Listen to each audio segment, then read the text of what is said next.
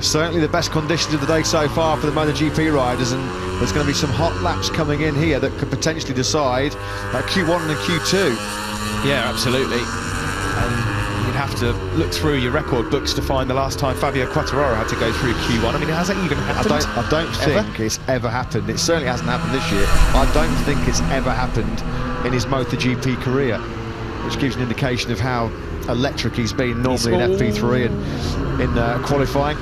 He just sat up there around turn 1 and perhaps just interfered a little bit with Iker Lecuona's lap. Lorenzo Savadori's just improved again. He's gone up into 9th. There's just under 5 minutes left in free practice 2. For now, we'll act like it is going to tip down tomorrow morning. Whoa. Aquaplaning through a puddle there was Pecco Bagnaia on the approach to turn 4. Yeah, and right in front of his main adversary for the championship as well. Fabio Quartararo was just looking over his shoulder, making sure he wasn't going to impede anybody into turn 4. Another little incident there for Pecco Bagnaia. Taka Nakagami just cannot get any speed going at all in these conditions. He's stone last at the moment, the Japanese rider, 3.4 seconds away. And we just see on the curve that sort of like little dip. Yeah, it was like a bit of standing water, wasn't it, on the curve there? And that's why it started to aquaplane and spin up underneath him. Yeah, we talked about the need for Fabio Quartararo, or Quartararo's desire to have a dry race on Sunday. Crikey, Taka Nakagami is going to be even more desperate for a dry race, because his struggles in the wet here 5 weeks ago were pretty easy to see. And again today, they've obviously found nothing on that side of the LCR Honda camp. Taka Nakagami not even able to do mid-44s at the moment. Just a quick shout out to Lewis Sotheby as well. Our Dorna colleague back in the Barcelona office has just confirmed that Valencia 2020 was Fabio's only trip through Q1 to his knowledge. So I knew it was a very, very rare appearance, wasn't it, for this young man?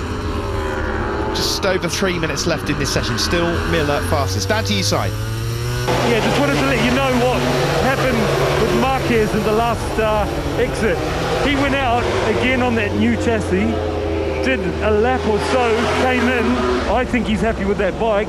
They stole the tyres, the wheels out of his other bike that had done less laps, and he went out with those looking pretty determined.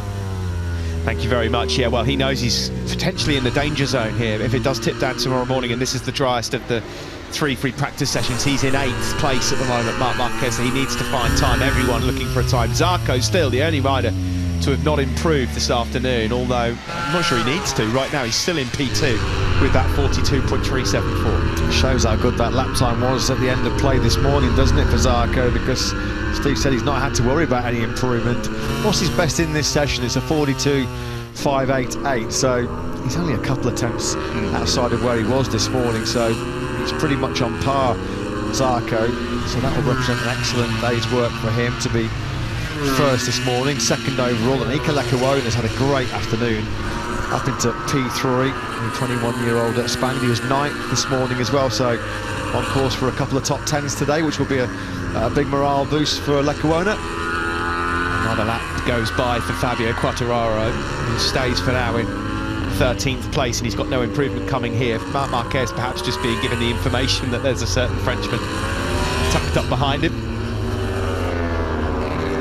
You'd think would be holding on to a place in that top 10. 5th he is at the moment. Won't get any improvement on this current lap for the number 63 as he hits the brakes into that tricky braking zone for the first corner, and then goes into the fast change direction through turns 2 and 3. Well, it's Fabio Quartararo's last chance now as he crosses the line with just under a minute and a half to go. Lorenzo Savadori has just climbed up into 5th place. Marc Marquez then drops down to 10th. I mean, it's not over, of course. Fabio Quartararo will still have FP3 tomorrow morning, but you don't really raise any great expectations of him being in the top 10 if it is a full wet session, because it's very, very hard to recall in a full wet session any time over the last year or so when Fabio Quartararo has been sort of a top 10 contender, really. Pecco Bagnaia fancies a move up the time screens, 6th at the moment, and the fastest first sector for the Italian. It would certainly make it spicy on Sunday, wouldn't it, if Bagnaia has a great qualifying, finds himself front row, and Quartararo's mired way down the grid. That will certainly make it interesting to see how the pair of them tackle what would be what could be a championship deciding race. Yeah, I think that's how the neutrals script goes. Yes. It's not quite the same. All that lap's gone from Bagnaia. It's not quite the same as the one Fabio Quartararo would like to. No, that's not in the Quartararo script at all, is it? So Bagnaia's lap's going to get scrapped. It doesn't matter anyway. It's immaterial. He'll end this session inside the top 10. Marc Marquez is in 10th, but is on course for a lap at the moment that would be easily good enough to get himself into the top 4 or 5. Yeah, and that would be a great day's work for Marquez. Second quickest this morning, which is no mean feat, with Johann Zarco looking so good. Leclerc is the first man in the session and that's taken the checkered flag. Second to do so is this man, Pecco Bagnaia, at 6th place, so that should keep him in a position inside that top 10 right now. Marc Marquez lost quite a bit of time in sector 3, and he goes across the line and does not improve. Interesting. There's a couple of other riders as well that are on course for some good laps. Aleix Espargaro in particular, he's been rather quiet so far today, so we'll keep our eyes on Marini and Aleix Espargaro. Danilo Petrucci's just gone up into 7th. That punts Marc Marquez out of the top 10 overall. Yeah, it's been an anonymous Friday, hasn't it, from Aleix Espargaro? Barely seen him at all on screens on the 41 bike. Here's Luca Marini, 13th at the moment. That's an excellent last lap by Marini. How decisive could that be? The Italian and Aleix Espargaro, what we were just saying, out of nowhere, largely anonymous for the whole of FP1. Nothing great going throughout most of FP2, and then right at the end, behind Luca Marini, a 1:42.291. Thank you very much, Aleix Espargaro, top 3. And this session's not over yet. There's some other riders who are improving. Another moment for Fabio Quartararo on the front end. A couple of times he's had the front go on him at turn 4. So checkered flag is out. We're just going to watch this one again from on board Fabio.